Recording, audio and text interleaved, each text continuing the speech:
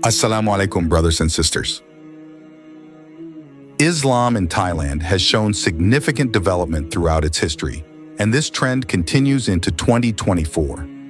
Since the estimated arrival of Islam in the 9th century through Arab traders, it has grown to become the second largest religion in Thailand.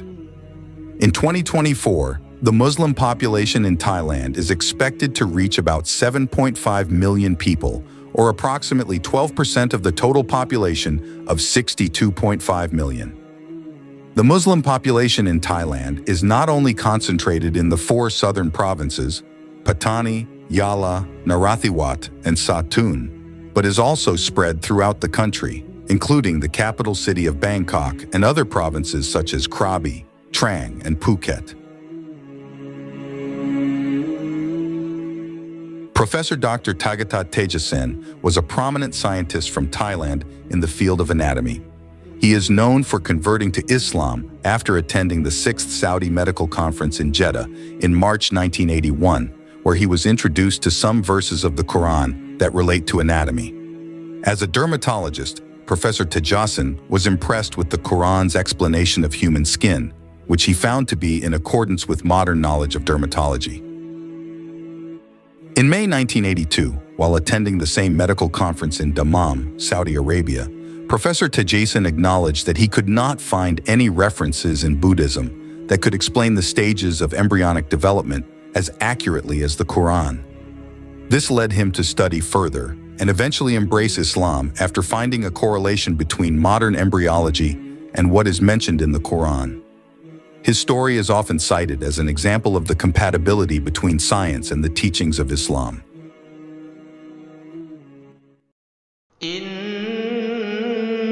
الذين كفروا بآياتنا سوف نصليهم نارا كلما نضجت جلودهم بدلناهم جلودا غيرها ليذوقوا العذاب إن الله كان عزيزا حكيما. Surely those who reject our signs, we will cast them into the fire. Whenever their skin is burnt completely, we will replace it so they will constantly taste the punishment. Indeed, Allah is Almighty, All-Wise. Qur'an Surah An-Nisa, verse 56. For most Muslims, the above verse sounds like similar verses in the Qur'an that describe the agony of hell's punishment for the unbelievers. However, for Professor Dr. Tagatat Tejasen, a Thai anatomist, this verse was a miracle. The 6th Saudi Medical Conference in Jeddah, which Tejasen attended in March 1981, marked the beginning of his encounter with this miracle. During the 5-day conference, several Muslim scientists presented Tejasen with Quranic verses related to anatomy. Tejasen, a Buddhist, then claimed that his religion also had similar evidence that accurately explained the stages of embryonic development. The Muslim scientists interested in learning more asked the Thai professor to show them these verses. A year later, in May 1982, Tejasen attended the same medical conference in Dammam, Saudi Arabia. When asked about the anatomical verses he had promised, Tejasen apologized and stated that he had made those statements before studying them. He had checked his scriptures and confirmed that there were no references that could be used for research. He then accepted the Muslim scientist's suggestion to read a research paper by Keith Moore, a Canadian professor of anatomy. The paper discussed the compatibility between modern embryology and what is mentioned in the Qur'an. Tejasen was astonished when he read it. As an anatomist specializing in dermatology, he knew that human skin is composed of 3 global layers: the epidermis, dermis, and subcutis. It is in the subcutis layer where the ends of blood vessels and nerves are found. Modern anatomical findings show that burns too deep can kill the nerves that regulate sensation.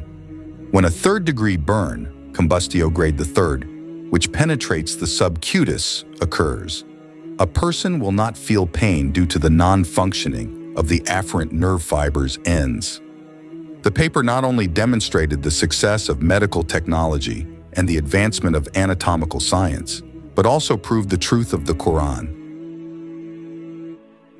Verse 56 of Surah An-Nisa states that Allah will admit the disbelievers into hell and replace their skins with new ones each time they are burned, so that they may feel the pain of Allah's punishment.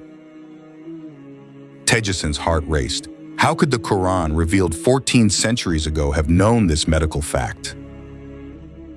Before he could overcome his astonishment, Tejasen was posed a question by the Muslim scientists accompanying him. Could this Quranic verse have come from a human?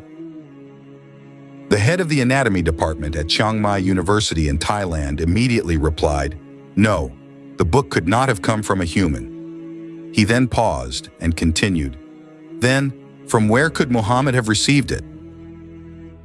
They informed Tejasen that God is Allah. Then Tejasen became even more curious. "So who is Allah?" he asked. From the Muslim scientists, Tejasen learned about Allah, the Creator from whom all truth and perfection originate. And Tejasen did not dispute any of the answers he received. He affirmed them. Tejasen, who had once been the dean of the Faculty of Medicine at Chiang Mai University, returned to his country, where he delivered several lectures on his new knowledge and discoveries. Information cited by the website Special World of Islam mentioned that, unexpectedly, the lectures of the professor, who remained a Buddhist, had converted 5 of his students to Islam. Finally, at the 8th Saudi Medical Conference held in Riyadh, Tejasen returned and participated in a series of speeches about Quranic evidence related to medical science. During the 5-day conference, Tejasen discussed these arguments extensively with Muslim and non-Muslim scholars. At the end of the conference, on November 3, 1983, Tejasen stepped forward and stood at the podium. In front of all the conference participants, he recounted his initial interest in the Quran and his admiration for Keith Moore's paper, which convinced him of the truth of Islam. Everything recorded in the Quran 1400 years ago must be the truth that can be proven by science. Prophet Muhammad, who could neither read nor write, must have received it as a revelation from the Almighty Creator, he said. Tejasen then concluded his speech by reciting the 2 testimonies of faith. There is no God but Allah, and Muhammad is the messenger of Allah. The story of Professor Dr. Tagatat Tejasen illustrates the journey of a scientist who, from skepticism, became convinced of the truth of the Quran through scientific discovery in the field of anatomy. His experience shows that science and faith can go hand in hand, where knowledge of creation can strengthen belief in the Creator.